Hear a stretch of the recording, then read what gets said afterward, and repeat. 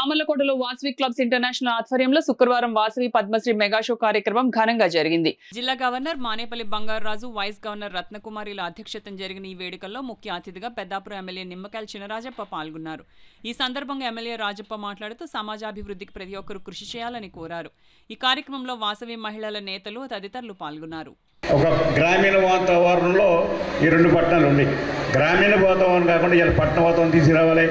ఇవాళ అందరూ కూడా హ్యాపీగా ఉండాలన్న ఆలోచనతోటి ఇవాళ మొత్తం రోడ్డు కానీ, డబుల్ రోడ్డు కానీ, సెంట్రల్ లైటింగ్ కానీ, పార్కులు కానీ, ఇవాళ అనేక ఇవాళ జిమ్ములు కానీ ఇవాళ మనం ఏర్పాటు చేసి ఒక మంచి వాతావరణం తీసుకురావడం, భవిష్యత్తులో కూడా ఇంకా అనేక కార్యక్రమాలు చేస్తే ఇంకా బాగుంటుంది కూడా.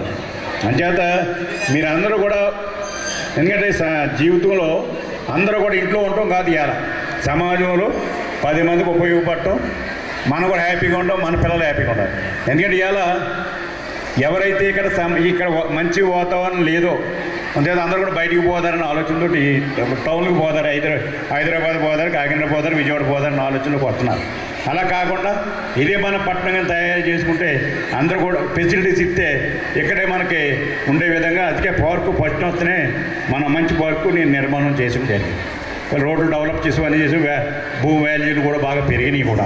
అంచేత మీరందరినీ కోరేది ఏంటంటే మీరు నన్ను 3 సార్లు ఎక్కించారు. మీరందరూ కూడా ఒకసారి కాదు, 2 సార్లు, 3 సార్లు డైరెక్ట్గా 3 సార్లు ఎక్కించారు. అంచేత నేను ఎప్పుడు కూడా మీకు రుణపడి ఉన్నాను. అలాగే ఈ పట్టణంలో కూడా సేవ చేసే భాగ్యం నాకు కలిగింది.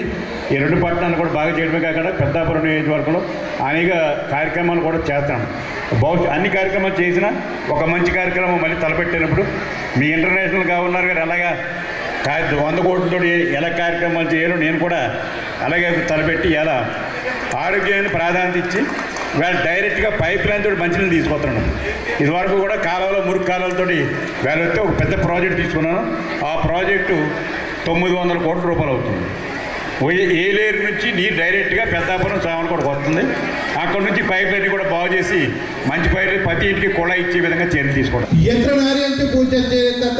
దేవత ఎక్కడైతే ఆడవారిని గౌరవిస్తామో అక్కడ దేవతలు పూజింపబడతారంటారు. అలాంటి మహిళలు ఒక ఇంటి పని, వంట పని కాకుండా సమాజంలో ఉన్నటువంటి అన్ని వర్గాలలో ముందుంటున్నారు. ఒక కౌన్సిలర్ స్థాయి నుంచి రాష్ట్రపతి స్థాయి వరకు అన్ని రంగాల్లో కూడా ఈ వనితా సోదరులు మనం ఉన్నారని చెప్పని సందర్భంగా తెలియజేస్తా ఉన్నాను. నిజంగా వనితా సోదరులు మనలు చాలా మంది ఏం చెప్తారండి, వనితలంటే ఆదిశక్తి, పరాశక్తి అని చెప్తా ఉంటారు.